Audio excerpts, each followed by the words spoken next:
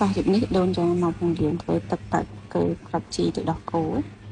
ចឹងដល់ដំបូងយើងដាក់ដាំទឹកជាមួយនឹងស្លឹកតើយដាំឲ្យវាពុះទៅហើយបន្ទាប់មកយើងចាក់ខ្ទិះដូងចូលទៅក្នុងហ្នឹងហើយយើងដាក់ខ្ទិះដូងហ្នឹងដាំឲ្យវាពុះដែរសិនអញ្ចឹងណាបន្ទាប់ពីវាពុះហើយយើងលើកវាដាក់ចុះឲ្យវាទាក់មកហើយក្របជីហ្នឹងយើងដាក់វាត្រាំជាមួយនឹងទឹកតិចធម្មតាទៅដាក់ត្រាំវាចោលឲ្យវារីកល្មមមកដាក់ទឹកក្តៅវារីកទេចឹងបន្ទាប់ពីវារីកហើយយើងមកលាយទឹករបស់យើងណា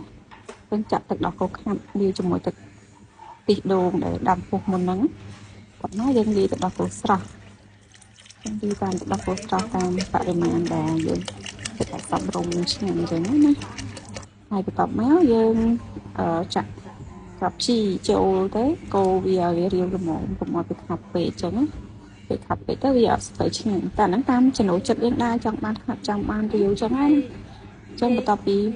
ចាក់ក្របជីចូលហើយយើងទឹកនឹងវាត្រជាក់ហើយយើងទុកវារៀងត្រជាក់ល្មមយើងចាក់ទឹកយើងចាក់តើគឺយើងចូលព្រោះកាលណាបើសិនជាទឹកក្តៅចាក់តើគឺចូលទៅវាធ្វើឲ្យតើគឺហ្នឹងវាផុយចឹងទឹកចាំត្រជាក់ចាំយើងចាក់ចូលហើយតើគឺហ្នឹងយើងលាងស្រោះវាហាន់វាស្អាតចឹងណាស្រោះវាកុំឲ្យវាមានទឹកចឹងបន្ទាប់ពីយើងចាក់វាចូលហើយយើង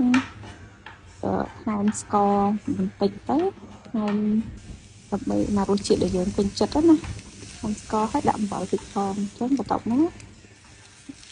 លក់ល្មមហើយច្រកដាក់ដបទៅទុកខ្លះសេវារួចរាល់